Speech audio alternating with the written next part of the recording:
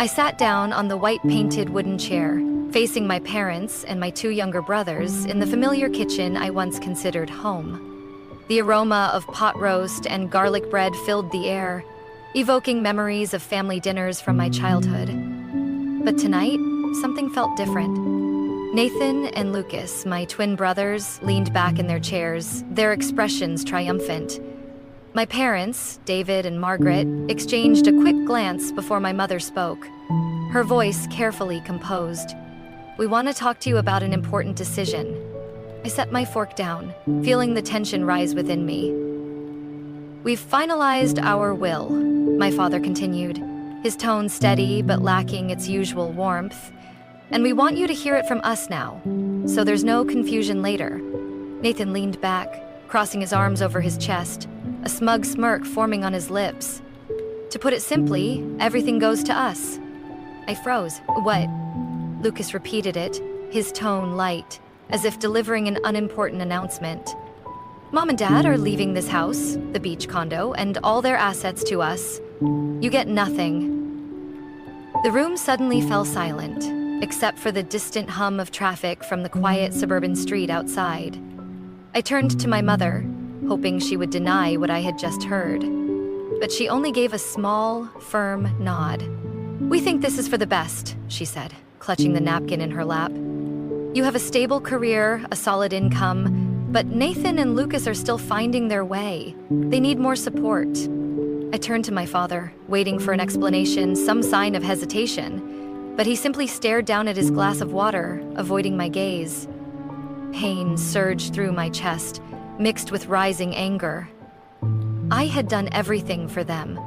For over a decade, I had paid a large portion of their mortgage, covered countless medical bills, and even helped Nathan and Lucas multiple times when they couldn't handle their own finances. And now, this was how they repaid me?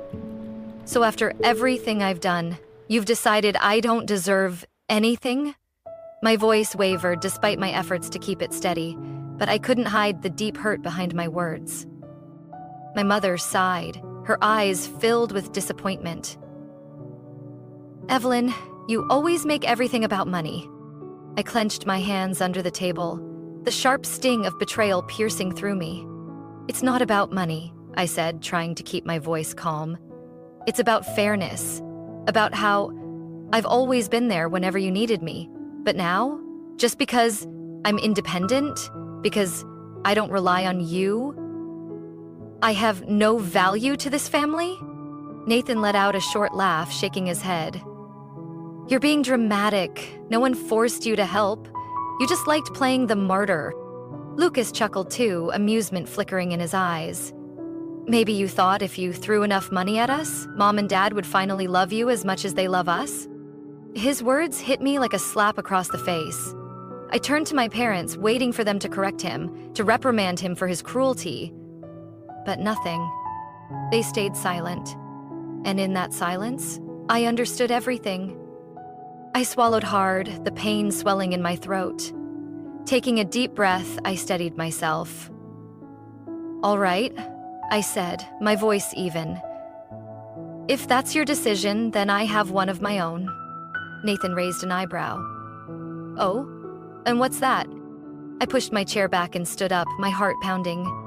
"From now on, don't expect anything from me."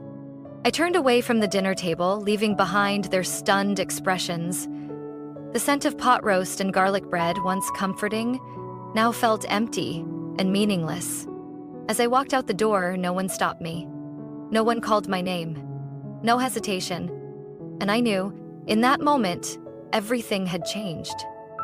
I stepped out of the house I had grown up in, but this time there was no sense of familiarity, no lingering attachment. The warmth of family dinners and childhood security had long faded. The door clicked shut behind me with a finality that couldn't be undone. The night air was crisp, but I felt a burning heat rise to my temples. Driving home, I didn't turn on the radio like I usually did. I needed the silence to process everything. Why was I even surprised? Hadn't I always known that, in their eyes, I was nothing more than their financial safety net? Back in my apartment, I collapsed onto the couch, my hands trembling as I unlocked my phone. The conversation replayed in my head, every word cutting deeper. Nathan and Lucas were getting everything. And me? The one who had paid for their mistakes? Who had covered Nathan's tuition every time he switched majors? Who had sent Lucas money when he wanted a new car for his social media image? I was left with nothing. I opened my banking app. The numbers stared back at me like a brutal reminder. $1,900 every month. The amount I had been sending to my parents to cover their mortgage and expenses. Another $1,200 for Nathan and Lucas every time they called, complaining about money problems. My parents said I was successful and didn't need help. But what would happen to them without my support? Could they even keep their home? I hovered my finger over the automatic transfers section. My heartbeat pounded in my ears. For years, I had accepted this burden as my responsibility. But this was their choice. They didn't need me. They had made that clear. No one was forcing me to continue. 1 second. 2 seconds. I pressed cancel.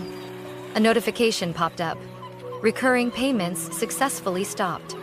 A wave of emotion crashed over me. Anger, bitterness, but also something else. Relief.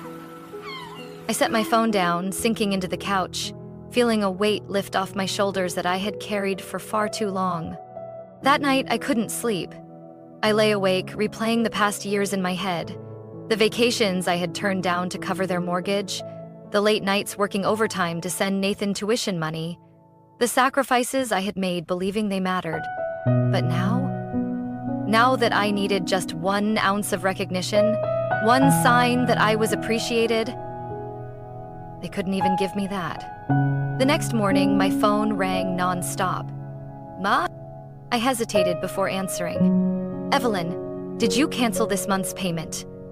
Her voice was sharp with worry, but she masked it with that familiar tone of disappointment. I took a deep breath. Yes, Mom. Because I realized I don't have to do this anymore. She was silent for a moment. What do you mean? Family supports each other. You know we rely on that money for the bills. I clenched my jaw, keeping my voice steady. Mom, family only matters to you when I'm paying for everything. I've helped for years, but in the end, I still don't mean anything to you. You're being selfish, Evelyn. Her voice rose. Why are you acting this way, just because of the will? Everything isn't about money. I laughed, but not out of amusement. Not about money. I was the one paying the bills for you, for this entire family. If money doesn't matter, then why don't you ask Nathan and Lucas to take care of you instead? Silence stretched on the other end of the line. I could picture my mother's face. Angry, frustrated at being confronted. I can't believe you're acting like this, she finally said. This isn't the Evelyn I raised. I closed my eyes, feeling the weight in my chest. Mom, this is me. But you never really saw me. I hung up before she could say anything else. Standing there in my apartment, emotions swirled inside me. I knew she would call again. Dad might try too. And Nathan and Lucas would definitely jump in with their mockery or accusations. But for the first time in my life, I didn't feel obligated to answer. I was no longer the family's ATM. I was no longer the only one carrying the weight. I had let go, and it was the best decision I had ever made. I set my phone down on the table, feeling both weightless and heavy at the same time. Mom had said exactly what I expected, accusing me of selfishness, of betrayal, of abandoning the family. But what she didn't realize was that I had heard those words so many times that they had lost all meaning. I looked around my apartment, suddenly seeing it in a new light. It was no longer just a stopover between work and endless bank transfers to my family. It was mine. The only space where I didn't have to carry anyone else's burdens. I opened my laptop, pulled up my bank statement. The list of monthly expenses stared back at me. Transfers to my parents, to Nathan, to Lucas. A constant reminder of the dependency they had placed on me. Not anymore. I canceled them one by one, each confirmation feeling like a sharp, clean cut from the past. $1,900 for the mortgage, gone. $600 for utilities, gone. I sat there, staring at the screen, which now showed no active recurring payments. And for the first time in years, I felt free. But strangely, an emptiness crept in. I had spent so much time, so much effort being the responsible daughter, the one who carried what Nathan and Lucas were never asked to. Now, without those obligations, what was I supposed to do with myself? I stood up, poured a glass of water, sipping it slowly. Outside the window, the city buzzed on, life moving forward. And yet, I felt like I had just stepped into an entirely new world, one where I could set the rules. My phone vibrated, a message from Lucas. "What the hell are you doing? Nathan just told me you cut off the money. Do you think this is funny?" I read it, but didn't reply. A few minutes later, another message popped up. From Nathan this time. "You're a traitor. Don't expect anyone in this family to see you as one of us ever again." I smirked, not because I was happy, but because I finally saw the truth. I was never truly part of this family. I was just their sponsor. I put my phone down, stepped onto the balcony. The night breeze brushed against my skin, cool and refreshing. I took a deep breath. I had done the right thing, and nothing would make me turn back now. The next morning, my phone rang non-stop. I didn't even need to check the screen to know who it was. Slowly, I picked it up. Mom's voice burst through the speaker before I could even say hello. "Evelyn, what are you thinking?" she nearly shouted, her voice a mixture of anger and desperation. "Why did you cancel the payments? You know we need that money to cover the bills." I closed my eyes, inhaling deeply. "Mom, I can't do this anymore. I've helped enough." Helped? You're abandoning your family. Have you even thought about how this affects us? We sacrificed so much for you, and this is how you repay us? I let out a dry chuckle. Sacrificed? Do you not see the irony in that?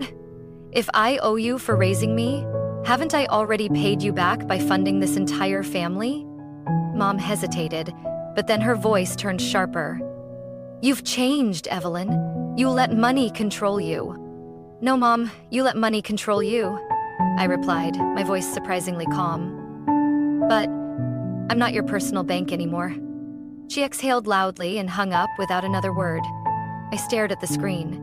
Then more messages flashed. Nathan, you're ungrateful. Mom's crying because of you. Lucas, you think you're so smart? You'll regret this one day. Nathan, don't bother showing up at our parents' funeral when they're gone. I read each message, anger bubbling beneath my skin. Not one apology, not one question about why I had done it. They didn't care how they had treated me all these years. They were just mad because I had stopped funding their lives. The phone rang again. Dad this time. I let it ring. It kept ringing. I turned off the ringer, then went into my settings. Block. Nathan. Block. Lucas. Mom. Block. Yeah. Block. Once I was done, I set my phone down, closed my eyes, and exhaled. Silence filled my apartment, a rare and unfamiliar peace. No more ringing, no more messages filled with guilt trips, no more manipulation. I stepped onto my balcony, breathing in the crisp morning air. This peace felt foreign, but also incredibly freeing. For the first time in years, I was truly free. 3 weeks passed in silence. No more relentless calls, no more guilt-laden messages from Mom. I began to believe they had finally accepted the truth, that I was no longer their financial safety net.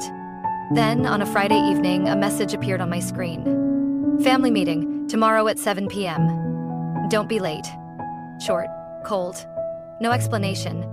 I looked at my mother's message, feeling a sinking sensation in my chest.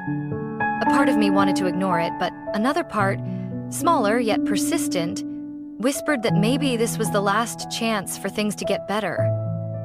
maybe, after everything that had happened, they truly wanted to have an honest conversation with me. I decided to go. As I stepped into my parents' house, the tension in the living room was suffocating. Nathan and Lucas were already seated on the couch, arms crossed, their expressions cold. My father stood near the fireplace, while my mother sat in the armchair, her eyes red and puffy as if she had been crying. Before I could speak, my mother did. "Evelyn, I don't understand you anymore." Her voice trembled. "How much further do you want to go in destroying this family?" I frowned. "What are you talking about?" My father let out a heavy sigh. "You've put us in serious financial trouble. If you keep being stubborn, your mother is going to break down." I laughed, but there was no humor in it. "So now I'm the reason Mom is exhausted? What about all those years I carried this family financially? She seemed just fine then." Nathan scoffed, shaking his head. "You always make everything about money. Do you really think the world revolves around you?" Lucas leaned forward, arms crossed in defiance. "Come on, you have a good job, a comfortable life. Why are you making such a big deal out of this? You're just paying the price for being selfish." Their words cut deep. I had come here hoping for a genuine conversation, but all I was met with was manipulation and pressure. I took a deep breath, steadying myself. "If this is why you called me here, then don't waste your time. I'm not coming back." My mother's face went blank. "What did you just say?" I stood up, taking one last look around the house. "I have done everything I could to be a part of this family. But if my worth to you is only measured by how much money I bring in, then I don't need that kind of love." No one said a word as I turned and walked toward the door. No one stopped me. I left, for good this time. 2 days later, when I returned to my apartment late at night, I immediately sensed something was wrong. My front door had been sealed shut with industrial foam, covering the doorframe and handle.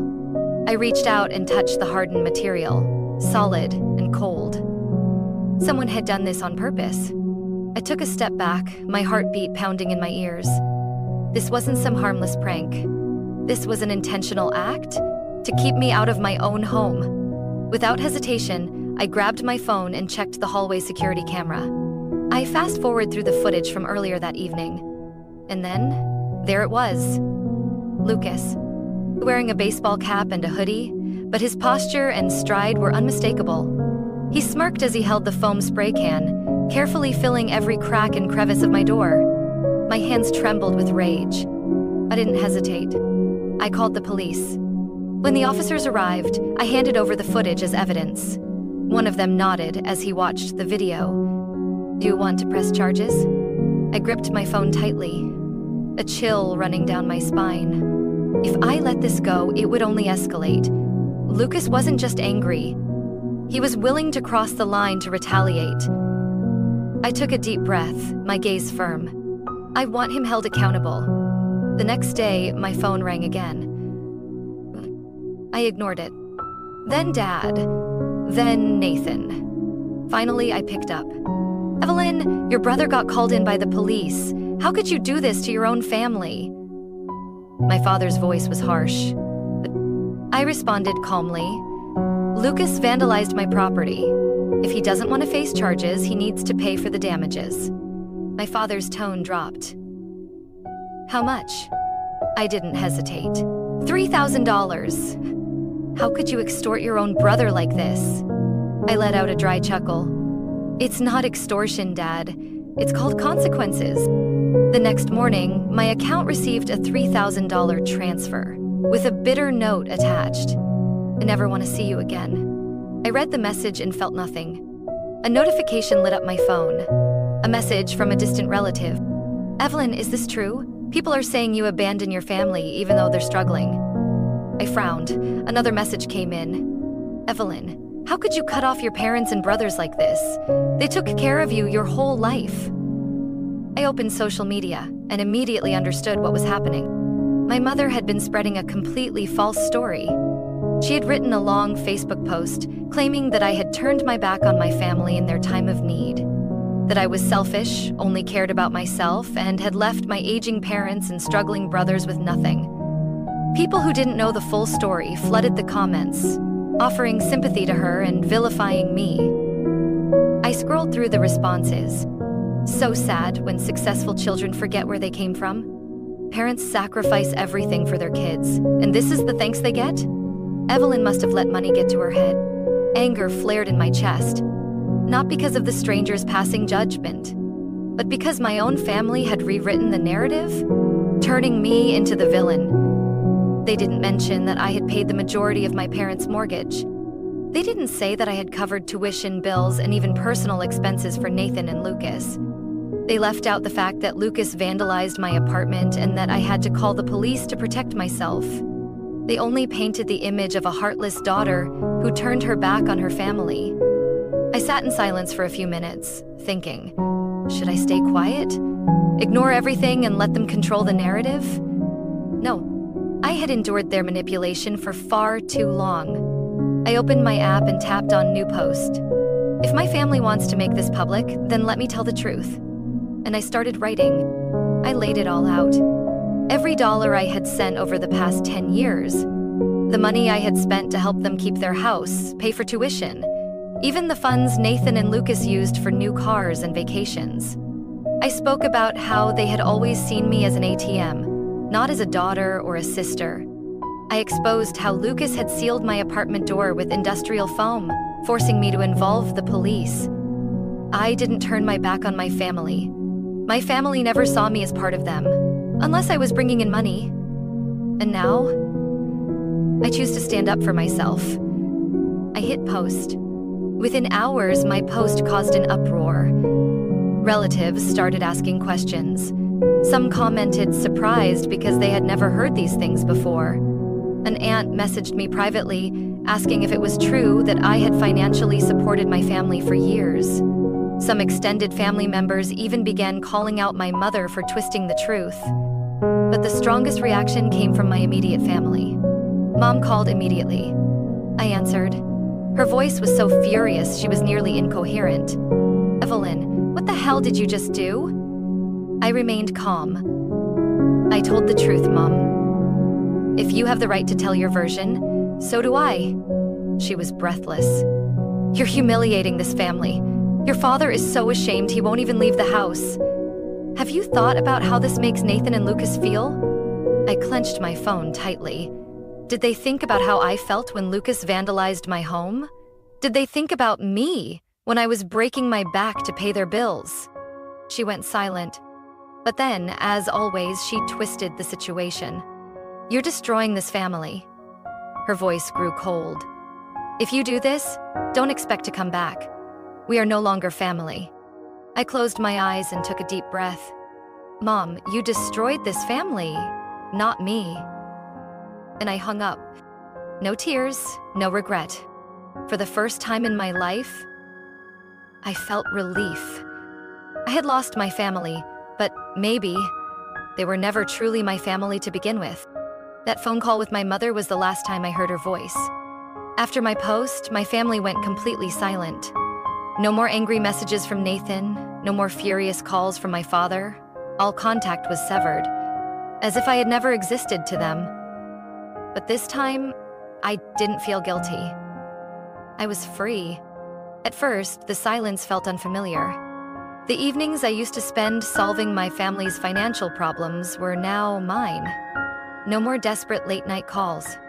No more canceled plans because someone needed my help. I threw myself into work, channeling my energy into a major project my company was developing.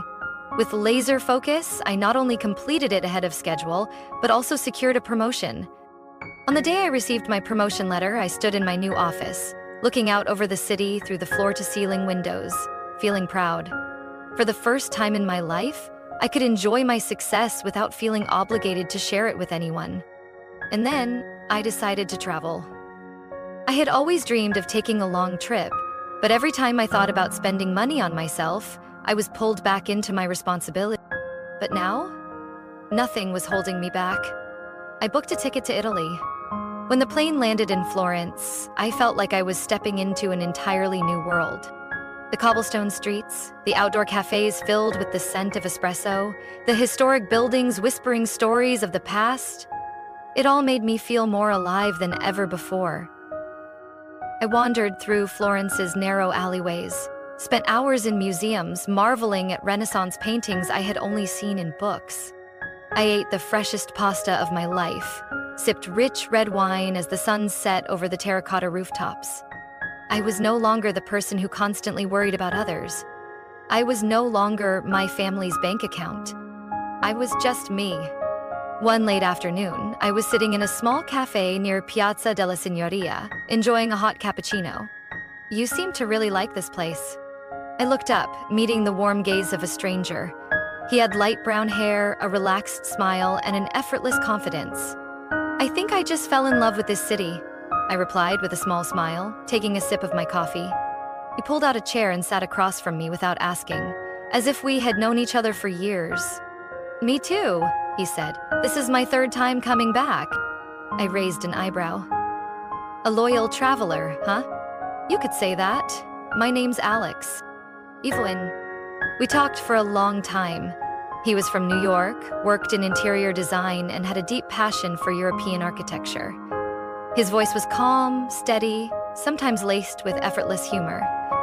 I couldn't remember the last time I had talked to someone without pressure, without tension. With Alex, there was no pretense, no expectations, just a simple, chance encounter. A genuine connection between two strangers.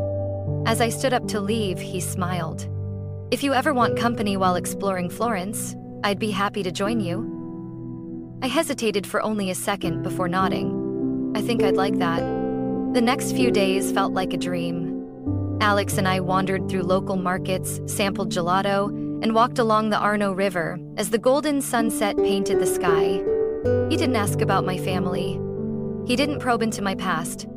He just saw me for who I was in this moment, a woman finally embracing her freedom. For the first time in my life, I felt valued. Not for my money, not for my responsibilities, but just for being me. One evening, as we sat on a rooftop terrace, I gazed at the glowing city lights and smiled to myself. I had once believed that my happiness depended on my family. I had once thought that if I gave enough, they would love me the way I wanted to be loved. But the truth was, I didn't need to beg for love from people who never truly valued me. I could create my own happiness. And right here, under the Italian night sky, I knew I was doing exactly that. After returning from Italy, I stepped back into my life, but with an entirely new mindset. I was no longer the Evelyn who sacrificed everything for a family that never appreciated her. I was stronger, freer, and more myself than ever before. The months that followed were peaceful. Work thrived, I joined Sunday yoga classes, met new friends, and finally embraced the life I had put on hold for too long. But then, news about my old family started to surface. I was making coffee when my phone buzzed. A message from Aunt Linda, my mother's cousin. "Evelyn, I know you don't care about the family anymore, but your parents are really struggling. Your father is working night shifts at a warehouse, and your mother is taking hourly cleaning jobs. They both look exhausted." I paused for a moment, staring at the screen. I had seen this coming. When I was financially supporting them, my parents never once considered standing on their own. They relied on me as a lifeline, never stopping to think if I was tired. And now that I had cut them off, they were forced to face reality. I set my phone down without replying. A few days later, I heard from a friend that Nathan had lost his job due to poor performance, and Lucas was still chasing his dream of becoming a social media influencer, but getting nowhere. I wasn't surprised, and I no longer felt responsible for them. They had the chance to change, to learn independence, but they didn't. And now they had to face the consequences of their own choices. I once thought that not spending Christmas with my parents and brothers would make me feel lonely. But as the holiday approached, I realized that I had people who truly cared about me, and that was what mattered most. I decided to host a small gathering at my apartment. Aunt Daisy arrived early, carrying a box of homemade cookies and a warm hug. "I'm so proud of you, Evelyn," she said as I welcomed her in. I smiled. "You're the only person in the family who's ever said that to me." Daisy looked at me, her eyes filled with both understanding and sadness. "I just wish they had realized your worth before it was too late." I didn't respond. Instead, I poured her a glass of wine and invited her inside. One by one, my friends arrived, bringing wine, desserts, and laughter. That entire evening, I laughed more than in any Christmas before. No forced conversations. No pressure to meet anyone's expectations. Just me, being happy on my own terms. As the clock struck midnight, I stood on my balcony, gazing at the twinkling Christmas lights across the city, and felt something I had never truly felt before. Please, no more invisible burdens. No more feeling used. Just me, my life, and the people who truly loved me for who I was. And that was the greatest Christmas gift I could ever receive. I sat in my armchair, watching the city lights reflect against my window. Outside, the world kept moving, cars and people filling the glowing streets. But inside me, there was a stillness I had never known before. I had once believed that family was everything, that I had an obligation to sacrifice for them, no matter how they treated me. I had convinced myself that if I tried hard enough, if I gave enough, they would finally accept and love me. But the truth had been far different. Family isn't defined by blood alone. Family is made up of those who appreciate you, those who don't take advantage of you, those who love you without conditions. And my parents, Nathan and Lucas, they had never truly seen me as family in that way. I thought back to the way they cut me out of the will, as if to make a final statement that I was worth nothing to them except for my money. They believed that would break me, that I would beg for their acceptance again. But what they didn't realize was that they had unknowingly given me the greatest gift of all. They had severed the last remaining tie between us. They had set me free. I had once been a woman burdened by responsibility, expectations, and sacrifices that were never appreciated. But now, I had the power to choose my own life.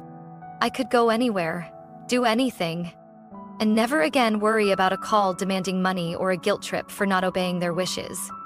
I could spend my time with people who truly loved me, friends who stood by me, even when I had nothing left to give.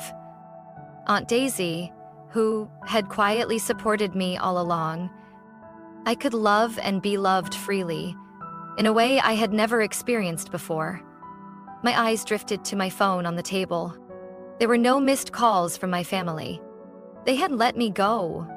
And for the first time in my life, I wasn't afraid of that. I picked up my glass of wine, taking a slow sip, letting its warmth spread through me. I had once lived for my family. Now, I chose to live for myself. And that wasn't selfish. That was freedom. Evelyn's story isn't just personal. It reflects a reality that many people face in society. We grow up believing that family is the safest place, that love always comes with responsibility. But the truth is, family bonds don't always mean appreciation. Sometimes, walking away isn't selfish. It's the only way to protect yourself. When you are constantly being used, when your sacrifices go unrecognized, you have every right to put yourself first. Because in the end, this life is yours. What do you think about Evelyn's story? If you were in her position, would you keep sacrificing for family, or would you walk away to find yourself again? Share your thoughts in the comments. And don't forget to follow the channel so you don't miss more meaningful stories about life and family.